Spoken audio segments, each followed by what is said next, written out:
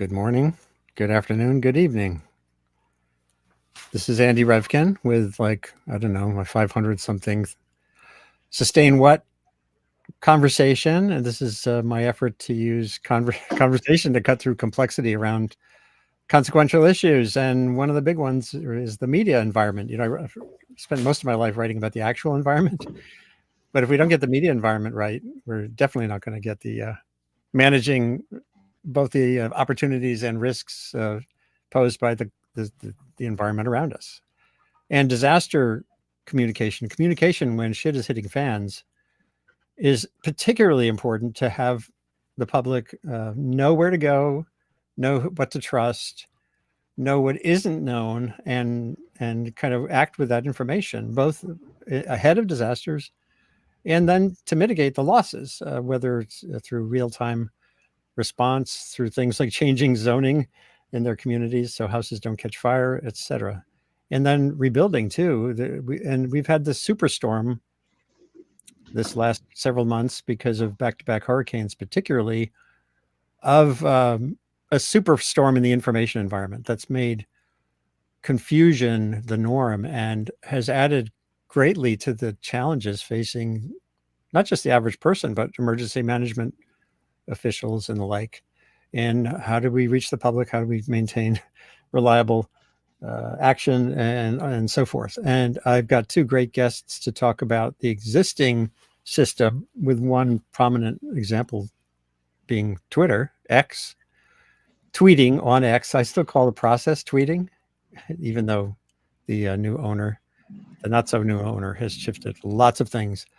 Jim Moffett, who was an engineer at Twitter and is based in Boulder, Colorado, has worked for a long time at the interface between flood and weather risk data and communities. And I talked to him several years ago as this process, the transition to Musk's X, was starting to unfold. And we're both meeting Emily Liu, who works at Bluesky and had been at the Washington Post and elsewhere. And your mission, from what I understand, and I'll ask you to fill us in, is to make for a more useful platform, make it useful for people, kind of in the way we're just describing. So it's a place people go, they think about the first thing you're looking at when there's something troubling happening, knowing that Bluesky might be a place to go. It's still nascent, obviously, compared to X, which has been in development for, Jesus, how long? Since 2006. Yeah, I know. I joined in 2007 or the end of 2006. So here we are. And first, I would love to start with just by greeting both of you and saying it's great to have you back, Jim, and to meet you, Emily. And maybe we'll start with Emily. Just give a thumbnail sketch of how you got into this space that's so consequential, yet at the same time really hard, both technically and politically and in every other way. Yeah, definitely. Super excited to be here. Thanks for setting this up, Andy. So you mentioned that I was previously at the Washington Post and now I'm at Bluesky. So at Bluesky, I work on some communication, some community and growth things. But for me, I feel like the thread that brought me here was caring a lot about healthy information ecosystems. So while I was at the Washington Post, I was working on live election results and election modeling. And to me, that felt like adding more context to what can often feel like a horse race of an election. So letting citizens really understand what is happening during this election process. But then I shifted to working at Bluesky because I felt like that was less about creating the information and more about the distribution of information. I've been at Bluesky for about a year and a half, and it was about a year and a half ago that everything with Twitter was happening and things are really shifting in that landscape. And so I wanted to work on delivering high quality and trustworthy information to people. And so that's what brings me to Bluesky. I see social networks as a form of public infrastructure. So super excited to work on Bluesky as a public utility. And there's my profile. Yeah, and Jim, could you just amplify that idea? Because I think it's really important. The idea that it's infrastructure, it's a public good in a way, although it's all private space. Just from your experience, tell us how you got into this, particularly that kind of interface to do things well, not just profitably. Yeah, I mean, the going back way back, I was in flood warning software development for 13 years and was ready for a change and ended up at a startup in Boulder called Gnip that was later acquired by Twitter. And when I was making that transition, I was kind of wondering, I really love the flood warning community. I'm still active in it. Like, what am I doing changing into social media? But, it quickly became apparent because of the nature that Twitter is natural and Bluesky and other networks are a natural extension of these public safety notification systems.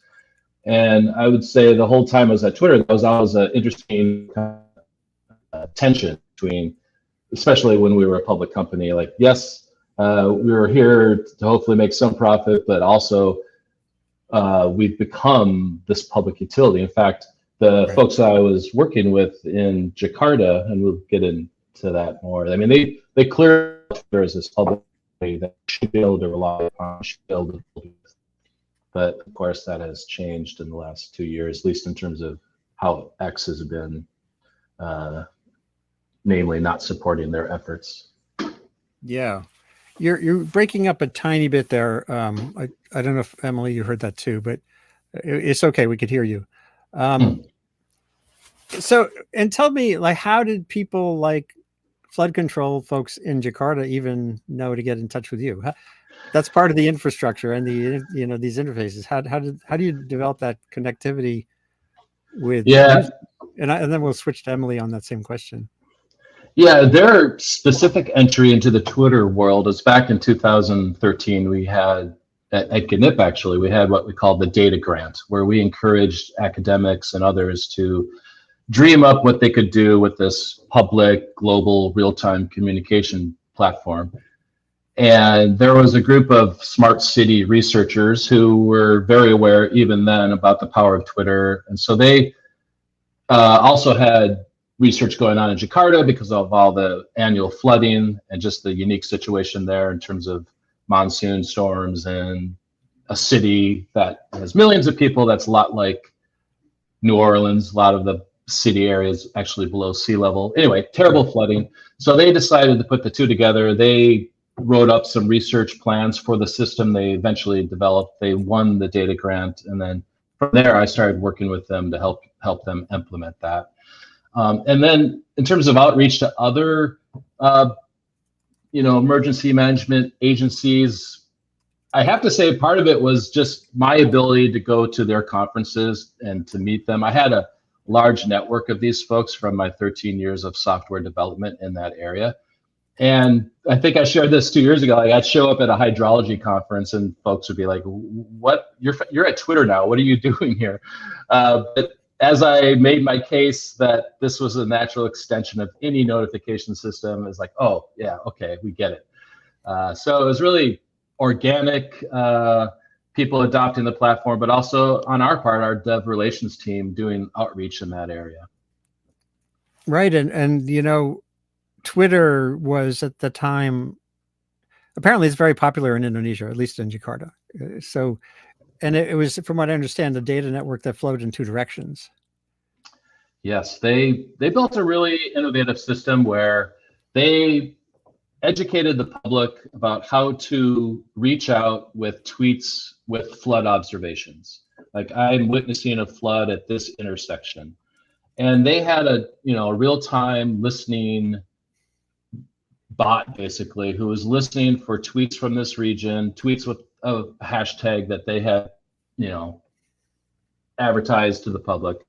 So when these tweets would come in, there would be an automated process where they'd get a link instantly, like within seconds, to go to a web app, to a phone app, where there they could,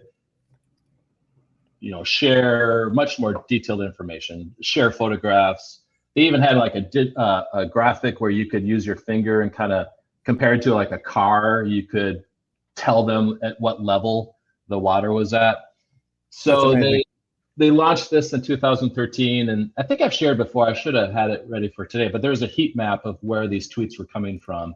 And it essentially shows the whole network of roads and rivers in that city. I mean, the density of tweets coming in from different locations, even in their first year, was impressive. So they just rolled with it. In fact, they started adding other networks. In fact, due to the degradation of the Twitter service, they've now mainly rely on WhatsApp because that is the one Right. social platform that even more people are on. So Right. in their case, because of where they are in the world, they kind of lucked out that they had a great alternative to jump to when they had to. And there was a point, let's see, in 2023, you were mentioning to me that the developers uh, Twitter group had posted this sort of "hurrah, look at us" Yeah. piece. One of the most important use cases for Twitter API has been public utility verified gov or publicly owned services who tweet weather alerts, etc. And you just got back in touch with the people in Jakarta and also here in the United States, the U.S. Geological Survey and data flowing from like flood gauges, which are really important when things like Hurricane Helene and flash floods in the Southwest happen. That used to kind of go automatically onto Twitter, right? And now are things going? Yeah, they were essentially priced out of that opportunity. I mean, we provided all those data services, real-time streaming, et cetera, for free under the understanding that this was good for Twitter, it was good for the public. In terms of the scale of these systems, they weren't that heavy on Twitter's infrastructure. Yeah. So while they posted this, it kind of warmed my heart. It's like, okay, they see the light as well. We're good here. But at the same time, for example, using the Jakarta group, they went back to them and said, yeah, we'll support you, but the cost is going to be this. And that price tag that they were presented with was more than their annual operational budget. So they threw up their hands. I mean, every time they would have an exchange, it just seemed like it would take weeks of them re-justifying and letting whoever they were talking to know who they were. Where before the acquisition, that was all well documented. We had a public, a trust and safety team who was very aware of this group and why we were providing them free data. All that kind of got washed away.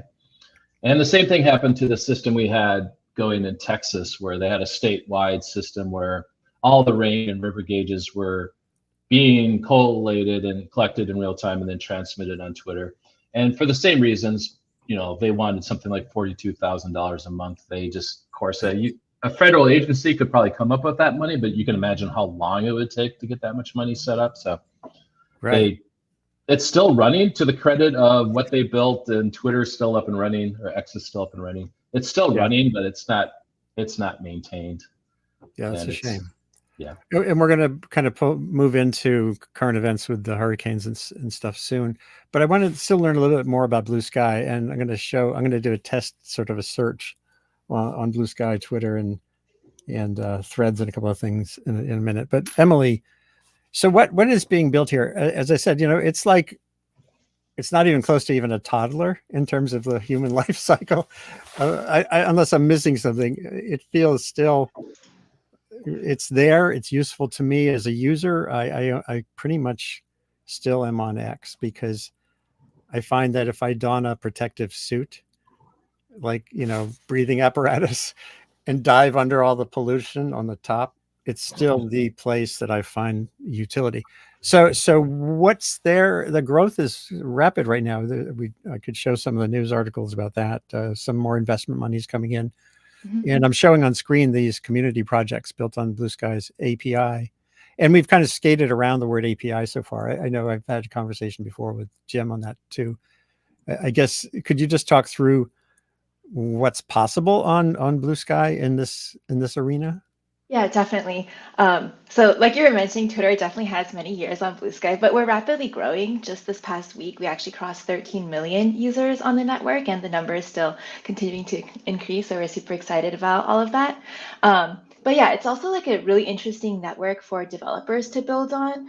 I think one thing that really draws in developers is our open fire hose, which is a stream of all public user activity that developers can access for free. So this means any user posts, likes, follows, all of that activity, users can just like listen to a WebSocket and get all of that data for them to build tools on. So this just creates a really open developer ecosystem. I like to analogize this to, like, imagine that Bluesky is like a browser, like maybe it's Chrome, you want to have a marketplace of extensions and plugins because all of those toolings make the user experience better too. So we want to make it possible for developers to build their own plugins, extensions, and even entirely new browsers that users can switch to as well, because we think that this just improves the user experience. So the page that you're scrolling through right now is our showcase on our docs site. So this includes a bunch of developer projects that already exist on the network. We have different implementations of the protocol itself, which is that top row that you're looking at. Below that, there are alternative apps. So if you don't want to use the Bluesky app itself, you can use some other app that a developer has created, because maybe you don't like our design, or maybe they have like a specific other like app architecture that you enjoy. And so as a user, you just have the freedom to switch. Yeah, and so we've seen some really cool tooling, and developers sometimes even beat the company to features, and they'll like scoop us on that. So it's actually really fun having that level of competition. But I think outside of just like the fun of it, because we have a really positive, exciting developer community, I think this competition is good because it means that innovation isn't just locked behind our company. There's like real competition, and we want to keep providing a great service to users. So it's motivating for us as well. Yeah, I'm showing that site to get to this. It's docs.bsky.app.blog. And that's the blog, which is there as well. And I can go back to the showcase of existing projects. And are you, again, how many people are back there at Bluesky?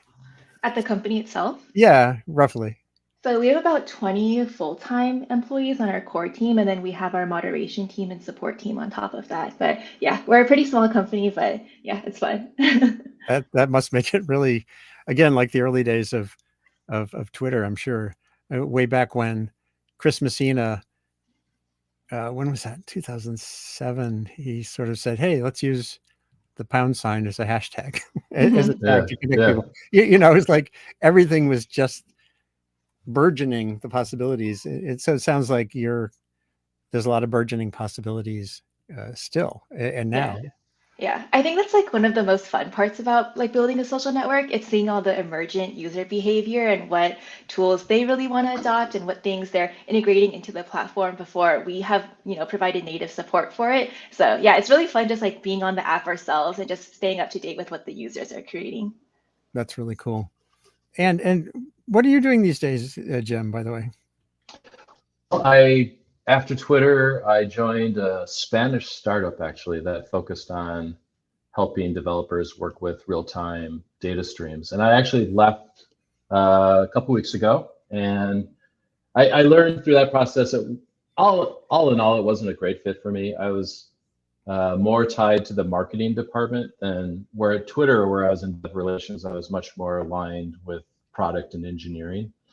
And in terms of like how that affects how you write and your voice that you use, it wasn't a great fit in my mind. So I left a couple of weeks ago and now exploring new opportunities. So I'm taking some time off. And I will say one thing that excites me about Bluesky is just the underlying, like the AT protocol. And I mean, I remember reading about when the company was seeded with Jack Dorsey's support about, in my mind, I took it as a way of his view of how I would build Twitter today in the modern world and not have it subject to where there's essentially one data owner, where if you sell the company, all the data goes with it. So reading the technical docs, if anybody out there is a developer, I really encourage you to read like the core AT protocol documentation.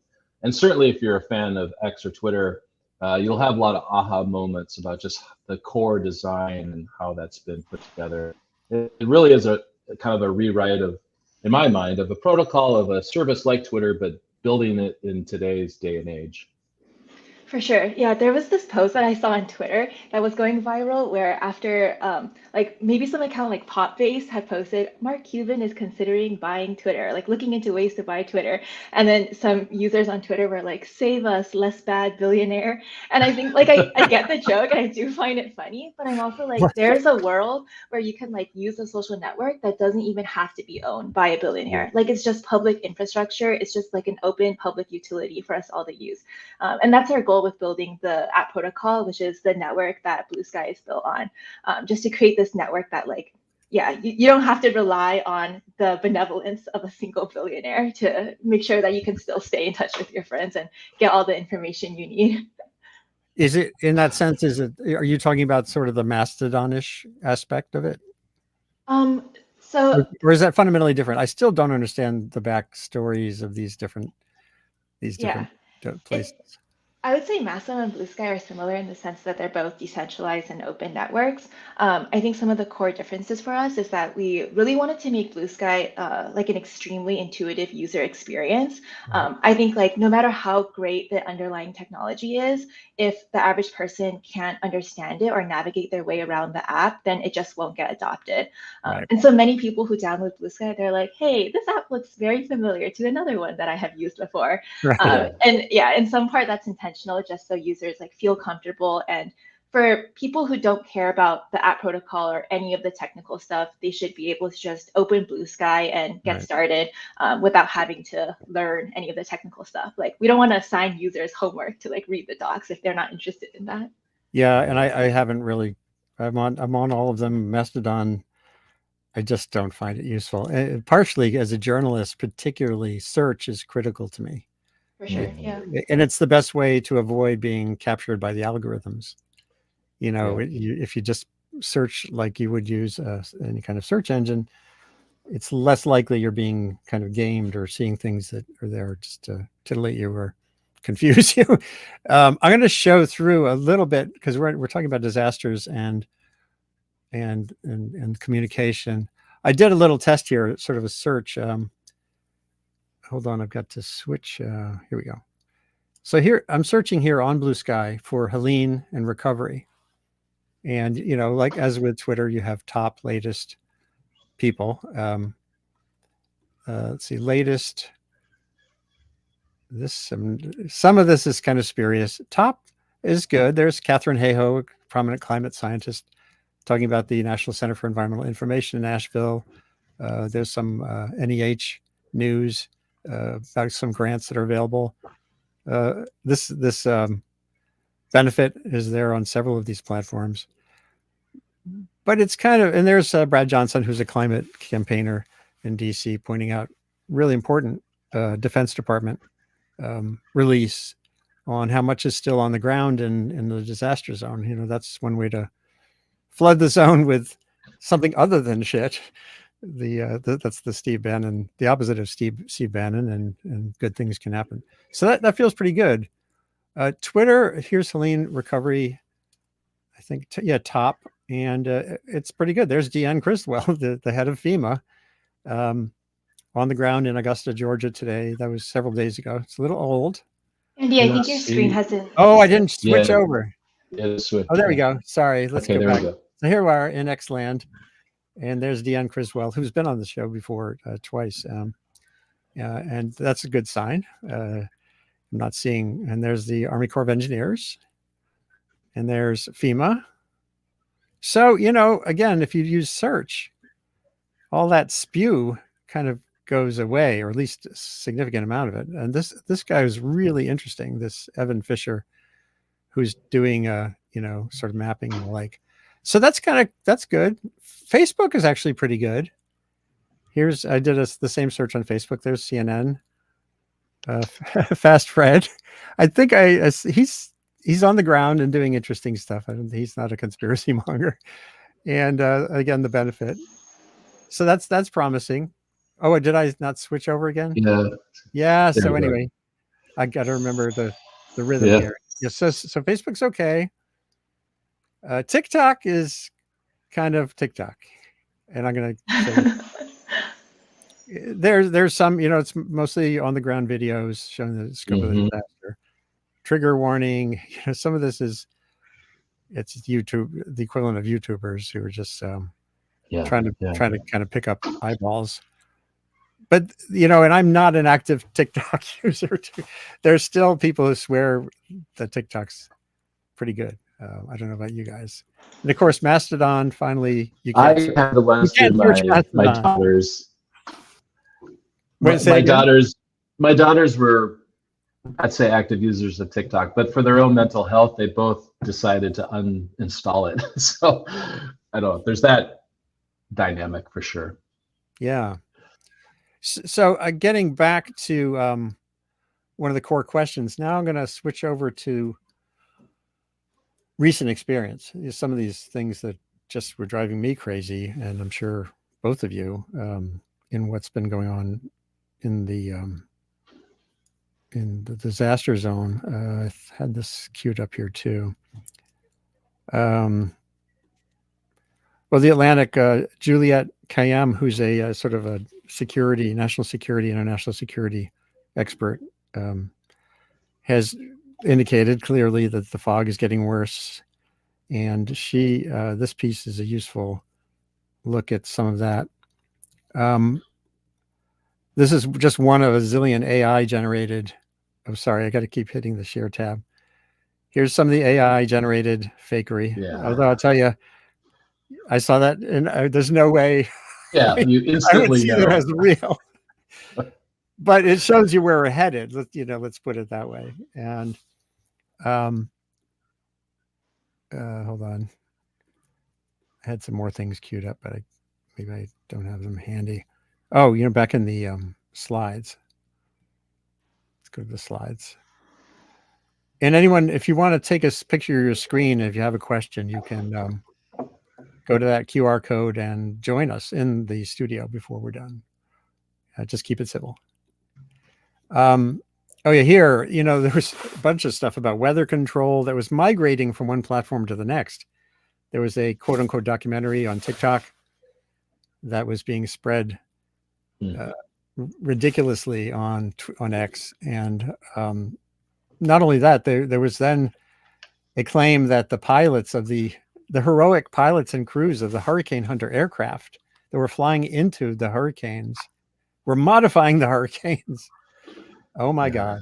I know. And that really got my hair prickled. And then you had these so-called influencers like Mortensen here. And I had this set up and I hope I didn't screw it up. I want to show something. He was posting utterly false information about Chimney Rock in North Carolina, where it's claiming he had heard that there were bodies in the streets and all kinds of the venomous stuff that was endangering FEMA workers. And that takes us to this question of the transition possibly from X towards something like Bluesky. So let's talk about that. But the one thing I want to show you before we do that is I did I just checked back on Chris Martensen, because one thing I've been sort of encouraged about on X was the evolution of community notes. And actually, I'm a community noter now. I don't know what I did to pass some threshold to participate, but it's been fascinating. So this was October 2nd when he did this really dangerous and false piece of posting.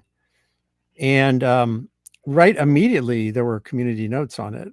There were supposed submitted community notes, but they've been, here we are in October, whatever it is, just before Halloween, and it hasn't changed.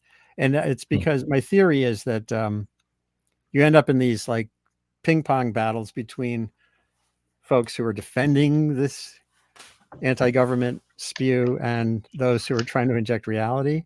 So in theory, community notes feels like it's a good thing. And once in a while I get a ping, your community note was just added. But the flow of fakery is just beyond that. So maybe each of you could just sort of take me through your dream scenario for how Bluesky, for you, Emily, or something else, or Bluesky, Jim, can kind of get into the foreground in this. So Emily, what would it look like to have that happen? Yeah, for sure. We've actually seen quite a bit of discussion about like the hurricanes and other emergencies that people need to communicate about on Blue Sky. So in Blue Sky, we have a feature called custom feeds, and it basically means that we as a platform do not provide one single black box algorithm that everyone needs to subscribe to. So if you look at Twitter, there's that For You page. You don't know how posts appear in there, but that's the one that really shows people the content they're looking at, or like TikTok has their For You algorithm. But on Blue Sky, anyone can create and subscribe to feeds. So we have actually Huh. over 50,000 different custom feeds on the network now, and that number continues to grow. But so I see on your screen you're at the search page for feeds. If you type in Milton as an example into Over the here. search, down a little bit, Oh, sorry. yeah, right in that Oh, search here. bar. Mhm. Yeah. Oh, So I this see. is yeah, this is searching for custom feeds about Hurricane Milton. So there were two that I noticed, that first one and the second one. The Yeah. first one includes posts about Hurricane Milton, just all posts, and the second one is specifically about Hurricane Milton posts from experts. So Joshua created these two feeds, and people in And the Joshua affected is just areas. an outside person, or is he connected with Blue Sky? He's not formally connected with Blue Sky. Yeah. He is a journalist, but he was one of our earliest users. I joke with him that he's kind of like the de facto mayor of Blue Sky because he's really great at sharing information about the network whenever new waves of users come on. So he Huh. created those two feeds. And yeah, so then people in the affected areas, people who want to stay up to date, can pin that feed to their That's really homepage. great to know.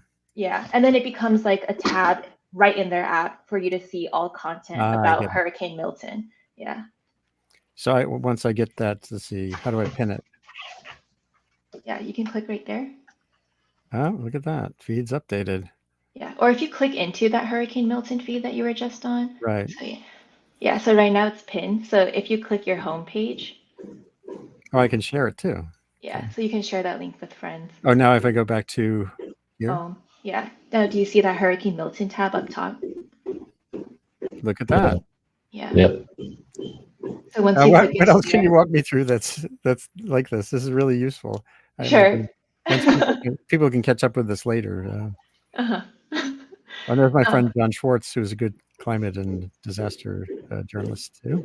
For uh-huh. anyone who's wondering. So feeds are kind of like superpowered hashtags or lists on Blue Sky, where instead of just having to search for a specific hashtag or looking at specifically a list of people that you pre-selected, a custom feed can put all of that in there. Yeah, I see you have like a custom feed for mutuals right there. So it really allows you to just customize your experience further. Like maybe you only want to see posts from people who follow you back, then you have that feed right here. For some Right. people, like the Oh, that's internet. what mutual is, a shorthand for people are already following each other. Exactly. Yeah, yeah, like a mutual relationship. Right. Yeah, one of my favorite feeds is this one called Quiet Posters, and it shows you posts from people who don't typically post on Blue Sky. So it's like now that they've said something, I definitely want to make sure of what they've posted. So. I'm going to tell John he's on my show right now. That's awesome.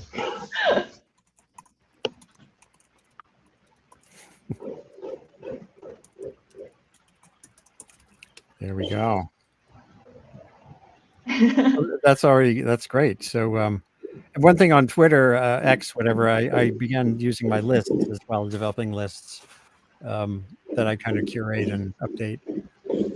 But this, I really like what I'm seeing here. Okay, so you're selling me. Yeah. Yeah, a similar feature to this, I think like custom feeds is a version of curation, but the Hmm. opposite end of that is how like stackable moderation.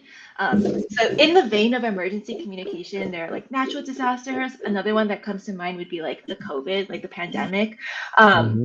and so for us, like our stance on moderation is it is impossible for one single company to get online safety correct and right for every single community and culture in the entire world. Like, of course, we want to do our best there, but there are just so many different communities, and like you just have so many employees at your company that it's very hard to get it right every single time. So instead, we have this two-prong approach to moderation, where on one hand, Blue Sky, the company, provides a strong foundational layer of moderation for the whole network, removing illegal content like CSAM or like copyrighted material, removing posts or like applying labels to posts based on our community guidelines, so no hate speech or harassment. But then the second approach that we have is opening up this system of this ecosystem of moderation too, so that anyone else can also run their own moderation services for topics that might be more specific to their community. So one example that comes to mind would be we have this AI art labeler on Bluesky that some artists have created. The artist community might feel really strongly about AI generated art, and they don't want to see any art that is AI generated on their feeds. And so their community members can subscribe to their labeling service and then get all AI art filtered out from their experience of Bluesky too. Where does that show up on here? I will find a link of that and send it to you in the chat. Yeah. Okay. But yeah, another, like how I see this applying to emergency communications would be like, let's say another pandemic happens. Of course, it's important for the company to be able to provide like a healthy information environment on the network, but sometimes like scientists will just know more about the pandemic and the latest health advisories before Bluesky, the company, will. And so you could imagine public health officials or scientists running their own labeling system that might label posts as misinformation or inaccurate. And so users can subscribe to the scientists and orgs that they trust to get those decisions before even Bluesky, the company, can apply those labels too. So it just creates this more open ecosystem. By the way, I did notice this is at least a year or two old. There was a couple of users who are scientists who had built a Google Doc for how to use Bluesky as a scientist, and I hadn't reached out to them to see if so. Is there a lot of this kind of indie sort of FAQ stuff out there? Yeah, there's actually so many, and it's like so great. I love reading them too because it's also interesting just to see how communities are adopting Bluesky. But for scientists in particular, they were one of our earliest communities on the app and continue to be one of our largest. Yeah, and so actually, if you go up where you right there. So XBlock screenshot blocker. So this is an example of one of those moderation service I was talking about. There's this joke that like all social media now is just a collection of screenshots from other platforms. And so if you don't want to see screenshots from X or from like Threads on your Bluesky, you can subscribe to this labeling service and it'll filter all of that out. So it's just like more ways to customize your experience so that you actually enjoy your social media. That's pretty cool. Yet another I forgot to hit that button. There we go. I forgot to hit share screen. Is this consolidated somewhere, or is there a Bluesky homepage that says, "Hey, try these things"? You have that blog, obviously. Yeah, so we have like search for custom feeds. We haven't yet added these labeling services to search yet because when we first rolled it out, we wanted to give developers the time to like make their services stable and reliable before we really publicize them, and they got a ton of users. But adding this kind of stuff to search is definitely something that's on our to-do list. Yeah, having some go-to place. I know homepages aren't useful these days. People just sort of drift around, but I like that. So you have at least a toolkit for that, for navigating. Yeah. And then I just sent a link in our private chat for the studio to the AI labeling services. Yeah, I'll grab it right now. Yeah, me too. Hey, Jim, do you have questions for Emily about life over there? Yeah, well, I was curious about the developer relations team and what kind of focus that has. But when you were asking earlier about like the list that you hope for any platform to be in a position to replace X, basically, in my mind. And Emily touched upon a lot of my lists, and those top of mind for me, of course, is real time. Like if you're posting gauge data or new warnings, the fact that no latency is introduced, and I would imagine Bluesky is very real time. That was high on my list. The whole thing about being verified, or whether you're going to have different roles for like a government agency. For me, Twitter really went south when you could just pay $8 a month and get the blue check. That kind of destroyed years of work and trust. Yeah, and when it comes to moderation, I totally agree. Like to have some kind of community notes and self-moderation where the community can moderate, but also, yeah, any platform has to have some form of internal moderation. I know that is a hard game to play, but you got to play it. Something when Musk took over Twitter and basically flushed our public or our trust and safety team, I survived the layoff, but that was a big sign that I should probably leave the company. And and then other things are, I love the fact that you got to be able to turn off like an algorithm that controls your timeline. If you're in an emergency situation, you want the latest tweets to be at the top of your feed, not some algorithm deciding what it thinks you should see. And I love the custom feeds. That was actually a feature in the works at Twitter when the acquisition happened. And, I haven't seen really anything of it since. So I'm so happy that that is sort of a fundamental design of Bluesky. It just has so many, like I set one up the other day on gardening. Like I want to know other people who live in my region who are in the gardening, and we can compare notes. And a lot of that has to do with climate. So that's my short list of my hopes and dreams. I do see Bluesky checking all of those boxes. In fact, Friday, I made my first API call to post a tweet from some code, and like, okay, now the gates have opened, and now I can really start doing some experimentation and working with the platform. So I'm excited. Deconstruct what you just said for someone who doesn't program. Yeah, these APIs, application program interface, they're just how different services, how the internet talks to each other. When you book a flight or check weather, that app is checking some API, making a request and getting back a response and rendering it. So I call it like, the quick start with any platform is, can I maybe automate a search through Python or JavaScript or whatever to bring back results, but can I also automate the posting of a new tweet, a new post? So that's what I was working on late last week. I was like, okay, I got to dig into their APIs. And if I can do those two things, that kind of opens up the gates for any developer to sit down and design something. Right. I shared with you one of my things I want to do. And I know I did some searching, and this is not a novel idea, but I want some service that'll look at my Twitter feed and then post those to something like Bluesky in like different, like there could be career tweets where whatever domain you're in, it's like a very like professional set of tweets. Maybe there's personal tweets, maybe there's one just around photography, but it'd be a cool way to like officially get me off of X and highlight some of the great things that things that I adore, but port them to a different platform. Well, you're getting at this. This is kind of an interesting idea. Maybe we're liberating the concept of the tweet, because you're still using the term, even though you're talking about other platforms. In other words, I should ask Emily, what's the term for making a post on Bluesky? Is there some new name? So officially the term is post, but users have adopted many words of their own, one of which I don't feel comfortable saying on this live stream because it's slightly inappropriate. Boy, I'm trying to guess what that might be. Yeah. Okay, I'll put it in our private chat, but just know that I don't endorse this. Okay. And there was actually like a whole, like, it was really funny because after users started saying that, Jay, our CEO, was like, everyone, please, let's not use that word. And then so that only encourages people to use it even more. And so now it's like this inside joke in the network. Yeah. When we had a Brazilian like growth wave a couple weeks ago, many Brazilians suggested using the word blue E, which I think is a little goofy, but it was growing on me. However, my personal opinion is we should reclaim the word tweet and just use it on Bluesky too. But for now, the official word is still post.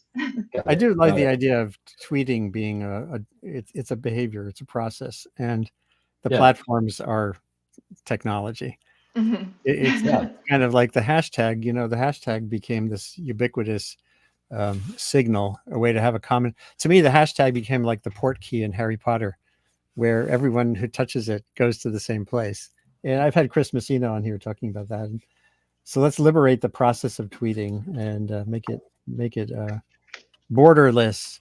Yeah, it's just a verb. It's like Xerox. That's what just became exactly like Xerox, a generic name for an action. Yeah, tissue. Yeah, Kleenex. There we go. And maybe Elon Musk will be too busy going to Mars and doing and violating standards around presidential elections to care if the word floats away. Yeah. there aren't right now. There aren't some questions posed, but I wanted to see. I went through. I think we all go through this cycle of depression around the information environment. When I was writing my blog at the New York Times .earth, I early on, right through around 2010, maybe, I was feeling really excited about all this stuff. Real time, global connectedness between not just information but brains. People thinking about the same thing in different ways. And there had been these two philosophers in the early 20th century, Vladimir Vernadsky and Teilhard de Chardin, who had come on this idea of the noosphere, that we're even then thinking about we're building a planet of the mind. And so I was all like pumped up about all that stuff. And then everything went to hell.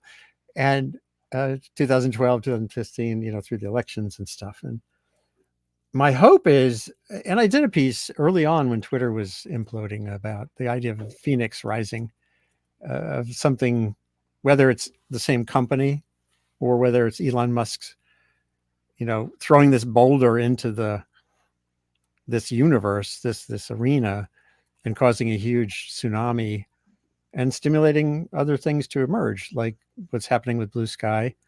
And maybe, who knows if Twitter ends up going under. He sells it at some point after whatever happens with the election that he was thinking of should happen. Right. That maybe this has just been kind of a turbulent moment leading to a great new period of growth. But then comes AI, et cetera. So where are you on your scale of, each of you, Emily first, in your scale of where we are? When you wake up in the morning, are you in dread? Are you in hope? Are you in wonder? Or just overworked? Definitely worked. I wouldn't say overworked, but I would say I feel pretty optimistic. I think that generally, like, the Overton window has shifted and people are excited about new alternatives to social media right now. Yeah, and I'm just like excited for where we're headed, like with Bluesky's growth, lots of policymakers seeing the flaws of centralized platforms right now. And so, yeah, overall, I'm just super excited about where we're headed. I mean, of course, I'm like sad that Twitter has changed so much over the last few years too, because I mean, it was a platform that I met a lot of my friends on as well. And I think we all go through this pattern of like set up an account somewhere, 5 years later, the platform degrades, and then you repeat that process and you have to find all your friends and followers again. But I really think Bluesky like poses a strong alternative to that, where in some world where Bluesky the company disappears or like goes evil, which I really hope does not happen, but in some world where that does happen, we've really built our technology and architecture in a way that users will always be protected through all of this. One of our internal company mottos is "the company is the future adversary," which sounds a bit dramatic, but we do want to build technology in a way that will always preserve user choice and protect you as the user, even if things at the company change. And so I'm super excited about where we're headed for that. And as sort of now an independent floater in this arena, what are you thinking, Jim? Well, that company motto doesn't sound dramatic to me. I mean, that kind of represents what happened at Twitter. For me, it's a roller coaster. I was at Twitter, including the time at the startup that was acquired by Twitter. I was there 10 years. So you can imagine the sense of loss. We had a core of engineers in Boulder that stayed that whole 10 years. So we just had a really cool group of folks who had worked together for a long time. So, when I think about that, there's lots of loss. But having said that, I'm excited that, especially with things like Bluesky, where you do have this opportunity to reinvent the wheel, but in a different way, having learned the mistakes of the original and the single ownership and all that. So it's a roller coaster for me, but I am generally excited. And part of me too, as a dad, like, I kind of have regrets around the role of social media for teenagers and kids, and very thankful that none of that was around when I grew up.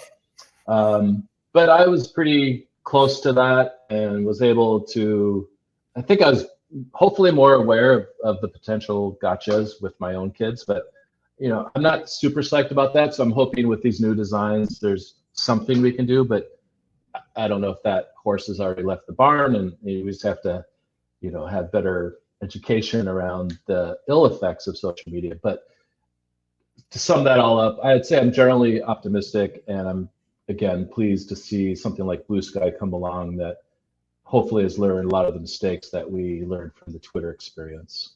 Yeah, I was just going to get into the education side of things. I'm not into banning things. I'm into finding ways for them to be utilized in an age-appropriate way, for sure. But the positive aspects of these connectivities are still profound. Whether it's building a relationship with someone in Jakarta, whether you're a developer of an app or a kid, doing your homework, and to me, it's less about the platforms and more about how they're used. And there are these tools; they're wonderful. Renee Hobbs is a professor at the University of Rhode Island, and I kind of champion her work a lot. She has written a book called Mind Over Media, but there's a whole online curriculum that's pretty much accessible at almost every level from probably 5th grade upward, on how to understand propaganda, how to understand what you're looking at, and how to test it. There was a recent study that showed that really young kids tend to become more discerning if they're confronted with fake stuff. So mine is sort of working with that. Have you ever met a kid who wants to be fooled?